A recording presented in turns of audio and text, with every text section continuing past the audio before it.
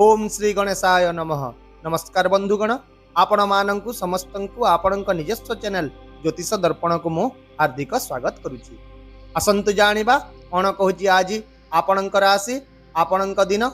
तेबे चलंतु सबुदिन परि भिडियोटी को आरंभ करिबा एक सुंदर सुविचार सहित। बंधुगण, जो माने कठिन परिस्थिति रे मध्य निजकु संभाळिबा शिखि जानती सेमाने ही जीवन रे आगकु बढ़ी पारंती। जेपरि फुटुथिबा पानी रे छाई स्पष्ट भाव में देखा जाई पारे नहीं, सेहीपरि मन मध्य अस्थिर रहिथिबा बेले समाधान मिली पारे नहीं। तेणु प्रथमे निज मन को शांत करने शिखंतु, कारण केवल मन शांत थिबा समय रे ही सठिक पथ गुड़िक देखा जाई थाए। एबे आसंतु जानिबा आजिर पंचांग। आज हेउची 23 जानुआरी 2024 शुक्रवार, माघ मास शुक्ल पक्ष पंचमी तिथि, पूर्वभाद्र नक्षत्र। आजिर राहु काल सकाळ 9:20 रु अपराह्न 1:30 पर्यंत रहिबो। तेणु यही समय मध्य आपण कौन शुभ बा नूतन काम आरंभ करंतु नाही। सेहीपरि आजिर अमृत मुहूर्त अर्थात दिनर सबुठारु शुभ समय अपराह्न 1:37 रु 3:02 पर्यंत रहिबो, जहाँकि समस्त काम पाई एक भल एवं शुभ समय हेबो। चंद्र आज सकाळ 8:33 पर्यंत कुंभ राशि रे रहिबे, तापरे मीन राशि रे प्रवेश करिवे एवं सूर्य मकर राशि रे ही गोचर करिवे। चलंतु एबे कुंभ राशि रो आजिर दैनिक राशिफल विषय रे विस्तृत भाव रे आलोचना करिबा। आज आपणकर शरीरर आभ्यंतरीण शक्ति आपणको एककालीन भाव रे अनेक स्तर रे चिंता करिवार क्षमता प्रदान करिवो। आपण जे कोनोसी विषय को आज गभीर भाव रे बुझी पारिबे एवं लोकमानंकु मध्य स्पष्ट भाव रे बुझी जिवे। ता सहित आपण एहा मध्य स्पष्ट भाव रे देखि पारिबे जे आज आपणकर केउ बंधु एवं सहकर्मी आपणक आगरे केवल मिछटारे भल देखै हेउछन। एहा छडा आज दिनटी आपणकर लुक्कायित प्रतिभा को प्रकाश करिवा पई एक उत्तम समय हेबो। किंतु जे कोनोसी युक्ति तर्क को एडांतु, कारण छोट छोट विषय मध्य आज एक बड़ गंभीर समस्या रे परिणत होई पारे। आज आपणक मनरे आध्यात्मिक विषय रहिबो। आपण निजर आभ्यंतरीण प्रश्न गुड़िकर उत्तर खोजिबा को चेष्टा करिवे एवं निजर स्वप्न गुड़िक प्रति आपणकर आग्रह वृद्धि पाइबे। तथापि दिनर द्वितीयार्धरे आज किछि काम अटकी पारे, तेणु धैर्य एवं शांत रहिबा ही आपणक पई आज अत्यंत गुरुत्वपूर्ण हेबो।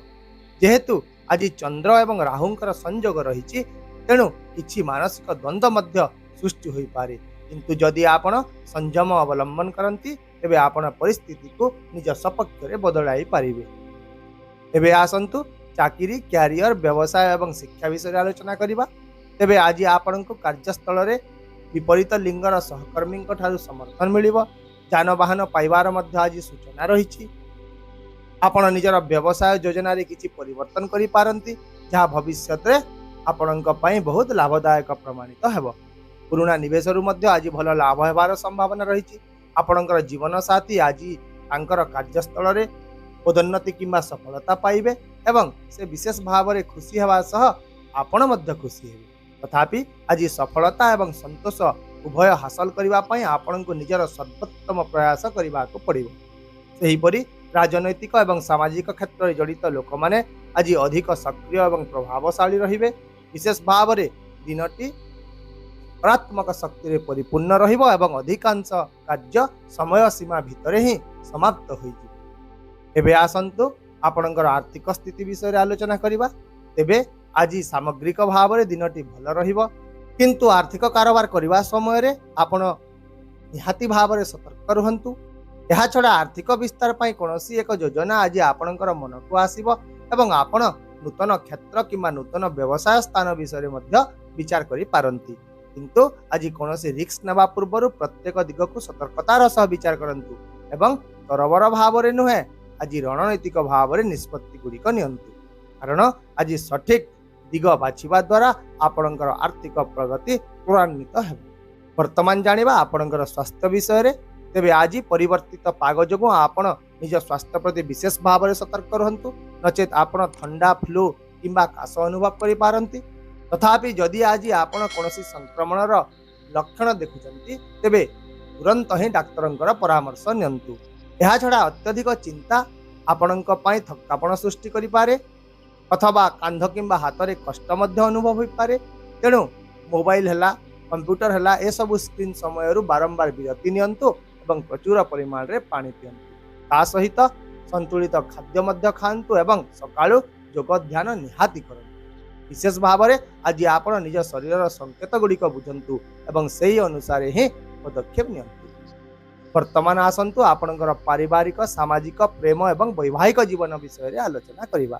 ତେବେ ଆଜି ଆପଣଙ୍କ ପାରିବାରିକ ଜୀବନରେ ପ୍ରେମ ଏବଂ ସହଯୋଗ ରହିବ।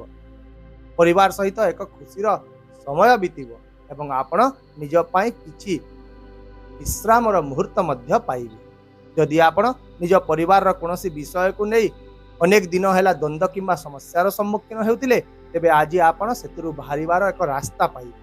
ଆଉ ମଧ୍ୟ ଆଜି ଭବିଷ୍ୟତ ଯୋଜନା ବିଷୟରେ ଘରେ କିଛି ଆଲୋଚନା ହେବ ଏବଂ ଆପଣଙ୍କ ପରିବାର ଆପଣଙ୍କର ଦୃଷ୍ଟିକୋଣକୁ, ଆପଣଙ୍କ ବିଚାରକୁ ଭଲ ଭାବରେ ବୁଝିପାରିବେ।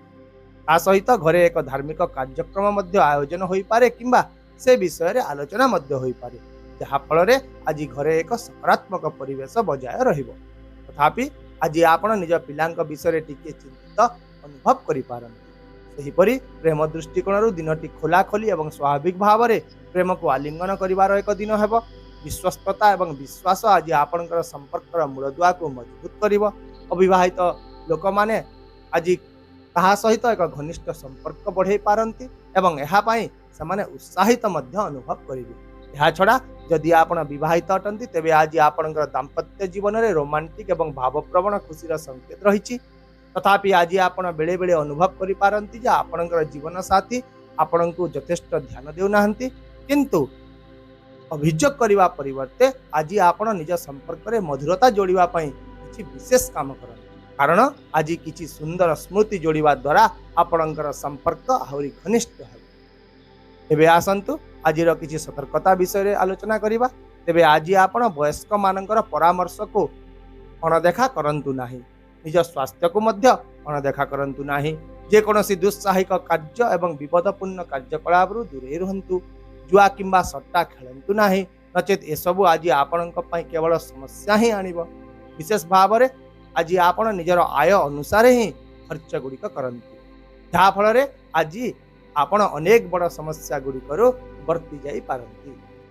ତାହେଲେ ଆପଣଙ୍କ ପାଇଁ ଆଜିର ବିଶେଷ ପ୍ରତିକାର ହେଉଛି ଆଜି ଆପଣ ଚିନି, କ୍ଷୀର, ଦହି, ଭାତ କିମ୍ବା ଧଳା ପୋଷାକ ଗରିବ ଲୋକଙ୍କୁ ଦାନ କରନ୍ତୁ, ଯାହାଫଳରେ ଆଜି ଆପଣଙ୍କର ବୁଦ୍ଧି ମନ ନିର୍ମଳ ହେବ ଏବଂ ଆପଣଙ୍କ ଭିତରେ ଏକ ସକାରାତ୍ମକ ଭାବନା ପ୍ରବାହିତ ହେବ।